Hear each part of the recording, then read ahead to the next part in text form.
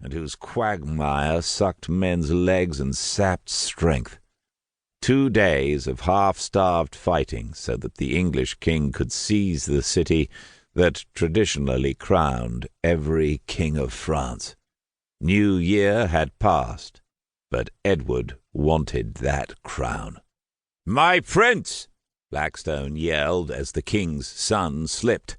He leapt forward, slamming his shield into mail-clad foot soldiers, forcing himself between fighters who had poured from the city gates, wild with fear and determination to stop the vile English horde from advancing, and thinking that they might seize Edward's son. The sight of the prince falling to his knees gave them renewed courage, but then they saw the shield bearing Blackstone's blazon, the mailed fist clasping the sword-blade. Its cruciform and declaration, "Défions à la mort," heralded death and made them falter. To stand against the renowned Englishman, whose very name was enough to make men surrender before his violence was unleashed, was an invitation few would accept. But the weight of those behind pushed them forward. Frenzy ruled the day. Bloodlust defeated fear. They fell on Blackstone. His shield took the blows of mace and sword as he half bent his body, turning their blows away and thrusting with killing jabs of wolf swords hardened steel. As he spun around, he caught sight of the Prince of Wales vomiting. He spewed across his own men and those who lay dead and dying at his feet. A banner dipped as willing hands reached for him. Rich food, and plenty of it, Blackstone thought derisively.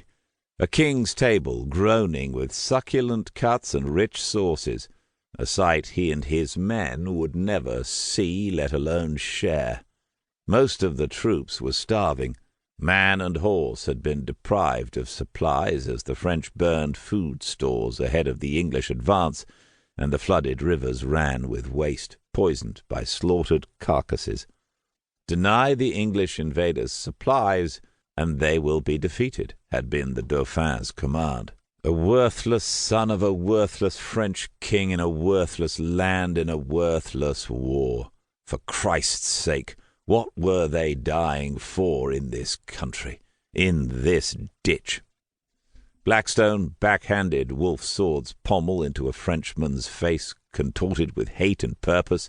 Then he rammed the rim of his shield beneath the chin of another. He shifted his weight, allowed a strike against him, saw the man stumble past, left him to die beneath John Jacob's sword, and then surrendered to the blood haze that filled his mind and softened the roar of the battle. He was cocooned in the place he knew well. Now the killing rage was with him again. His instinct to kill and maim enveloped him like a rising tide and swept him along, a warring demon blessed by the angels. Beneath the rolling clouds that brought the swirling curtains of rain, a darker storm swept across the battlements.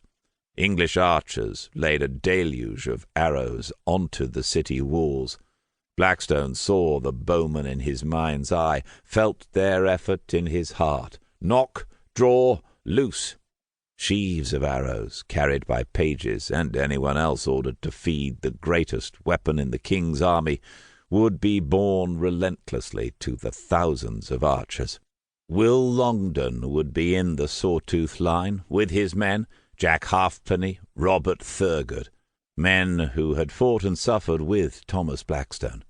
All of them had swept across France during the years of war, back and forth to Italy, where Blackstone and his men defended the road to Florence, until finally returning to France a year before last. It was there an Italian assassin had ripped away Blackstone's heart by slaying his wife and child.